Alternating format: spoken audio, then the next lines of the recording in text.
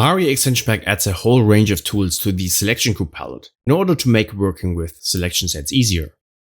In Mari 6, 2 new features were added, however we will cover some of the older additions as well in this demo to give a complete overview.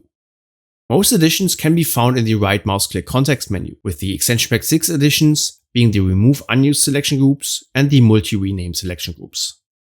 Remove Unused selection groups will delete outdated face selection groups that no longer correspond to any model or model version in your scene. So any selection group will be kept that still has an associated model, even if that model is just a model version that currently is not visible.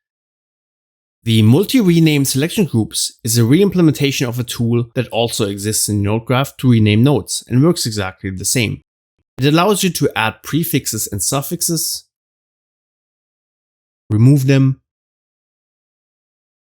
do simple search and replace operations, word deletion, trailing character removal, and auto-digit removal.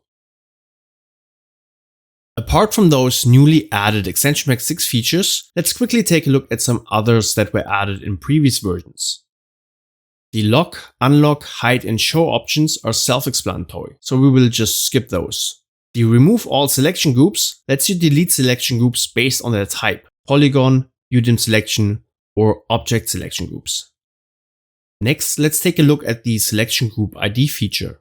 You can see here an option called Set Color ID, which allows you to associate a color to a selection group.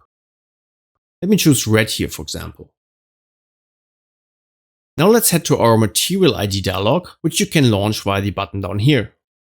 The Material ID from Selection Groups tool allows you to create ID maps, also called clown maps, from your selection groups, that you can then use, for example, to assign materials.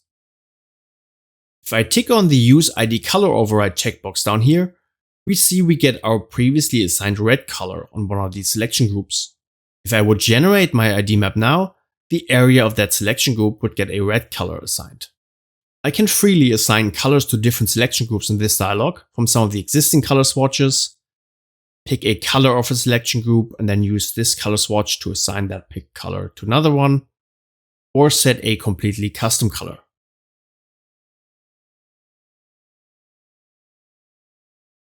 If I tick on the Use Previous ID when available, the tool will check if a selection group was baked into a clown map previously, and auto-apply the same color that was used the last time.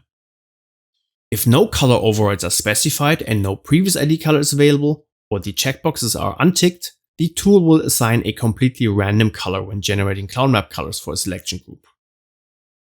Lastly, we have to decide on the format we want to generate our ID maps in. We can generate them either as a regular Mari channel that is available in the channel palette, or as a Geo channel.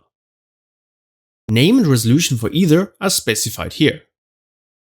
The Generate ID As group then allows you to specify if you want to generate the result as a combined clown map, or as a black and white mask per selection group.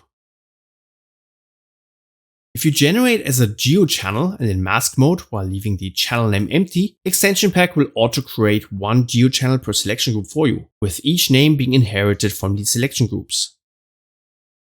Now, after we are happy with our settings, we can generate our map.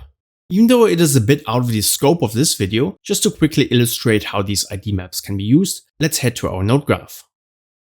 I'm going to create a Geo channel node and call up the previously generated clown map. And let's attach a viewer to it. Now let's create a color range for mask node and click on one of those swatches in the additive selection group.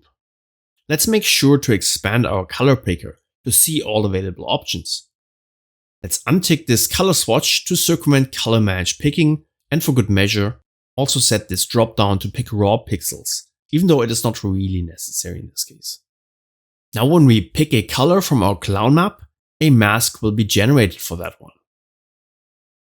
Let's activate the second swatch and pick another one.